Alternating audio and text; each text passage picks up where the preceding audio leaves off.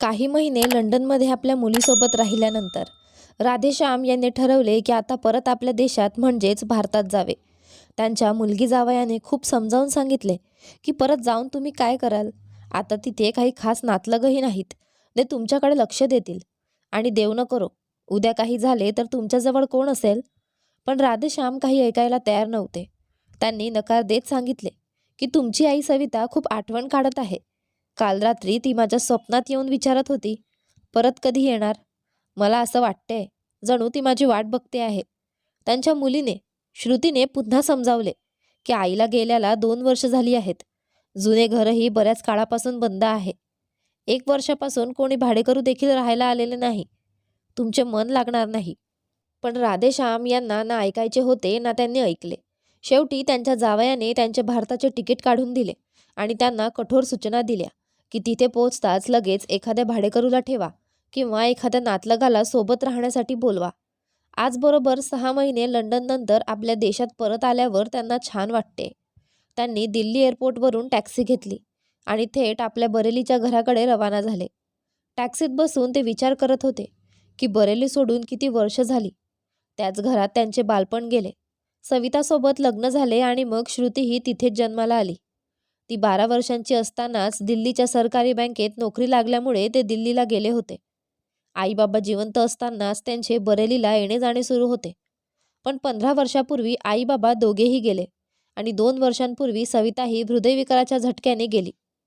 श्रुतीही आपल्या नवऱ्यासोबत लंडनला जाऊन स्थायिक झाली. नोकरी असताना एकटेपणा जाणवला नाही. पण लंडनमध्ये राहत असताना त्यांना आपले घर, आपले गेलेले आयुष्य, आई बाबा, सविता सगळ्यांची आठवण येऊ लागली. त्यामुळे त्यांनी ठरवले की परतच जावे. टॅक्सी ड्रायव्हरने त्यांच्या घरासमोर ब्रेक मारला तेव्हा ते विचारांतून बाहेर आले. त्यांनी ड्रायव्हरला पैसे दिले आणि घराचे कुलूप उघडले. आत गेल्यावर पाहिले तर सगळ्या सामानावर झाकलेल्या चादरींवर धूळ आणि माती साचली होती. त्यांनी आपली सुटकेस ठेवून चादरी काढल्या आणि सोफ्यावर बसले. थकव्यामुळे त्यांना झोप लागली. 2 तासांनी डोळे उघडले तेव्हा वरच्या मजल्यावरून आवाज येत असल्याचे ऐकू आले. त्यांनी पाण्याचा घोट घेतला आणि वरच्या मजल्यावर गेले. वरच्या खोलीला कुलूप नव्हते. दरवाजा उघडाच होता. या खोलीत पूर्वी भाडेकरू राहत होते. आता ती खोली सामानाने रिकामी होती. त्यांनी आत डोकावून पाहिले तर कबूतर, चिमण्या आणि गोड्या गवत पक्ष्यांनी आपले घरटे तयार केले होते. सगळे त्यांच्याकडे अशा नजरेने पाहत होते जणू हे घर त्यांचेच आहे आणि राधेश्याम परके आहेत. मादी कबुतरी तर कबुतराच्या कानात काहीतरी सांगू लागली. जणू विचारत होती, तुम्ही त्यांना ओळखता का? गोड्या पक्षी आपल्या पिलांसोबत आणि जोडीदारासोबत जणू सविता आणि श्रुतीसोबत बसल्यासारखे वाटत होते. चिमणीने त्यांना पाहून सुद्धा आपल्या पिल्लांना खायला घालणे सोडले नाही. त्यांच्या चेहऱ्यावर हसू उमटले. आता ते छतावर गेले तर पाहिले की साळुंकीचे कुटुंबही निवांत विश्रांती घेत होतं. संध्याकाळी राधेश्याम घरातून बाहेर पडले तर पाहिले की आजूबाजूला नवे लोक राहायला आले आहेत. जुन्या शेजाऱ्यांपैकी शेखरजी यांचे निधन झाले होते, पण त्यांचा मुलगा राहुल त्यांना ओळखतो. राहुल त्यांना आपल्या घरी घेऊन गेला आणि खूप आदराने त्यांचे स्वागत केले. राहुलच्या मदतीने त्यांनी आपल्या घराची साफसफाई करून घेतली. जेवणाचा सामान आणला, पाण्याची मोटर दुरुस्त केली, नवीन सिलेंडर घेतला जेणेकरून जेवण बनवता येईल. पंखे आणि विजेचे बल्ब नवीन लावले. बाजारातून त्यांनी आपल्या जेवणाच्या सामानासोबतच बाजरी, चाराही आणि पाणी ठेवण्यासाठी मातीचे भांडेही घेतले. आता हे त्यांच्या रोजच्या आयुष्याचा भाग बनले. ते रोज सकाळी फिरायला जात. परतल्यावर सगळ्यात आधी त्या पक्ष्यांना दाणे टाकत, पाणी ठेवत, छतावर जाऊन गिलहरीलाही खायला घालत, मग स्वतःचा नाश्ता बनवत, पेपर किंवा मासिक वाचत आणि वरच्या मजल्यावर जाऊन त्या प्राण्यांशी गप्पा मारत.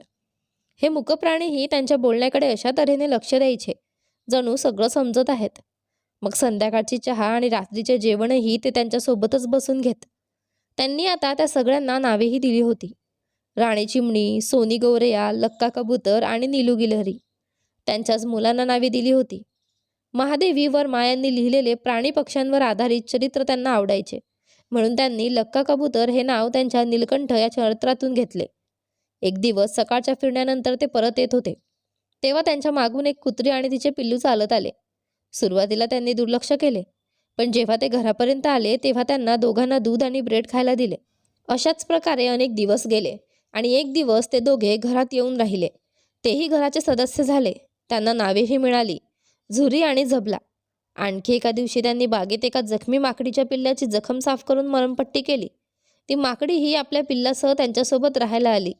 त्यांनी तिला चिंकी आणि पिल्लाला टिलू असे नाव ठेवले. वेळ आपल्या गतीने पुढे जात होता.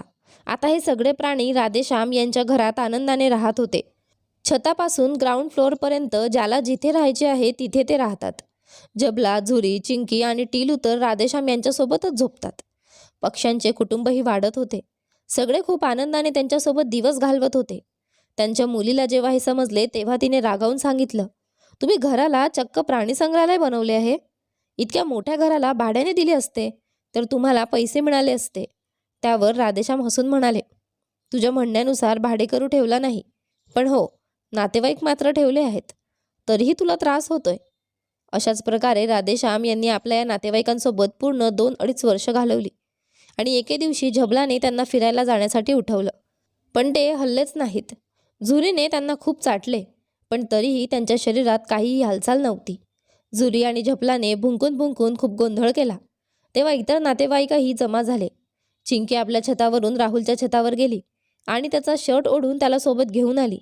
राहुल छतावरून उडी मारत थेट खाली गेला आणि राधेश्याम यांना उठवण्याचा प्रयत्न केला, पण त्याचा उपयोग झाला नाही. त्यांनी तातडीने घराचे कुलूप उघडले आणि डॉक्टरला बोलावून आणले. डॉक्टरने तपासून सांगितले की राधेश्याम यांचे निधन झाले आहे. राहुलने ही बातमी त्यांच्या मुलगी जावयाला सांगितली. बातमी ऐकून ते लगेच भारतात आले. घरात आल्यानंतर श्रुतीला धक्का बसला. कितीतरी कबूतर, चिमण्या, गवरया, माकडं आणि कुत्रे सगळे राधेश्याम यांच्या भोवती दुःखी होऊन बसले होते. गिलहरी त्यांच्या कपाळावरून हात फिरवत होती, तर चिमण्या आपल्या चोचेने प्लास्टिकच्या चमच्यामधून त्यांच्या बंद तोंडात पाणी घालण्याचा प्रयत्न करत होत्या. हे सगळं तुमच्या पप्पांनी त्यांना शिकवले आहे, राहुल ओल्या डोळ्यांनी म्हणाला. चिंकी माकडीनेच मला तुमच्या पप्पांबद्दल कळवले. हे ऐकून श्रुतीला धीरच राहिला नाही आणि ती रडू लागली. तिच्या नवऱ्याने तिला सांत्वना दिली. स्मशानभूमीत काही जण उडत तर काही चालत पोहोचले. नातेवाईकांपैकी फक्त श्रुतीच्या सासरचे लोक आणि काही राधेश्याम यांचे जुने परिचित आले. राधेश्याम आणि सविता दोघेही एकुलते एक होते, त्यामुळे लांबच्या नातेवाईकांना श्रुती ओळखत नव्हती. चौथ्याच्या विधीनंतर सगळे निघून गेले. फक्त श्रुती, तिचा नवरा आणि ते जीवजंतू घरात राहिले. घराचे काय करायचं? सुमितने विचारलं. काय करायचं म्हणजे? पप्पांचे नातेवाईक इथेच राहतील, श्रुती म्हणाली. सुमित तिचे बोलणं ऐकून हसला, पण त्याचा अर्थ समजला नाही. श्रुतीने एका NGOशी संपर्क साधला आणि 150 गजांच्या घराचे रूपांतर प्राणी संरक्षण केंद्रात केले. आता इथे प्रत्येक प्रजातीच्या पशुपक्ष्यांना संरक्षण मिळेल, त्यांची देखभाल होईल आणि जखमी प्राण्यांचे उपचारही केले जातील. श्रुती आणि सुमित यांनी अनेक लोकांना या केंद्राशी जोडून घेतले, जेणेकरून प्राणी जगाला सुरक्षा आणि निवास मिळेल. या केंद्राला नाव दिले गेले राधेश्यामचे नातेवाईक. कथा कशी वाटली कमेंट करून नक्की सांगा. तुम्हाला कथा आवडली असेल तर व्हिडिओला लाईक करा.